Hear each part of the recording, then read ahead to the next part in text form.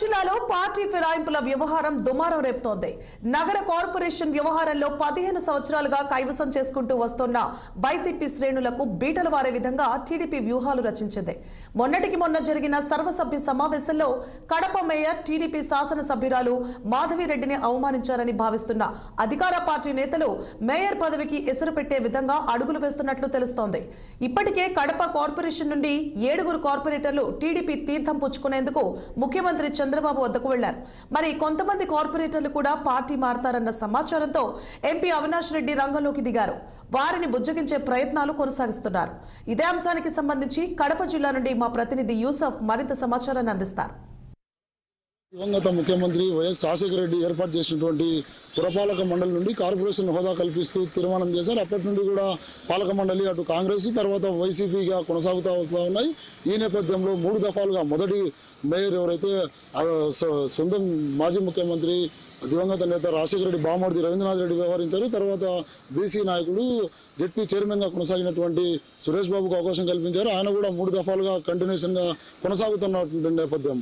ఇప్పుడు ఏదైతే పాలక మండలి వ్యవహరిస్తూ ఉందో 50 మంది కార్పొరేటర్ల నుండి కేవలం ఒకరు మాత్రమే ఇక్కడ నుండి టీడీపీకి ప్రాతినిధ్యం వస్తూ ఉన్నారు. ఈ నేపథ్యంలో దాదాపు 7 మంది ఇప్పుడు పార్టీ ఫిరాయింపులకు దిగుతూ ఉన్నారన్నటువంటి వార్త వినబడతా ఉంది. ఇప్పటికే 7 మంది కూడా అటు చంద్రబాబు సమక్షంలో టీడీపీ కండువా కప్పుకునేందుకు నేరుగా విజయవాడకు కూడా వెళ్లారు.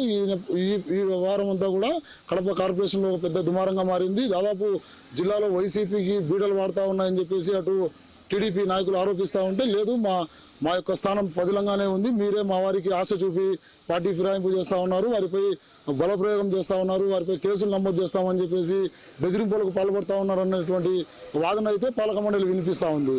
ఇప్పటికే దాదాపు అటు పొదుటూరు కావచ్చు, ఇటు పులివెందుల కావచ్చు, నిన్న జరిగిన ఎన్నికల్లో కావచ్చు ఓటింగ్ కూడా ఎవరు పాల్గొనకుండా, నామినేషన్లు కూడా దాఖలు చేయకుండా వారినందరినీ అడ్డుకున్నారు. అటు పోలీస్ బలగాలతో కూడా వారిపై బెదిరింపులకు పాల్పడుతూ ఉన్నారని చెప్పేసి జిల్లా వ్యాప్తంగా కూడా వైసీపీ శ్రేణులు ఆరోపిస్తూ ఉన్నాయి. ఈ నేపథ్యంలో ఈ పాలక మండలి నుండి ఇప్పుడు కార్పొరేషన్ నుండి ఎంతమంది అభ్యర్థులు టీడీపీలో చేరతారన్నటువంటి ఒక పెద్ద క్వశ్చన్ మార్క్ అయితే ఏర్పడింది.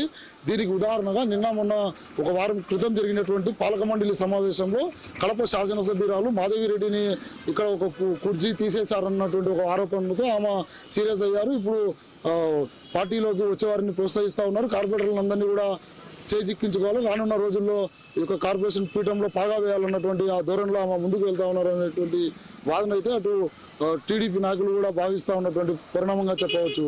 కెమెరా పర్సన్ శ్రీనివాస్తో 6 టీవీ యూసుఫ్, కడప జిల్లా నుండి.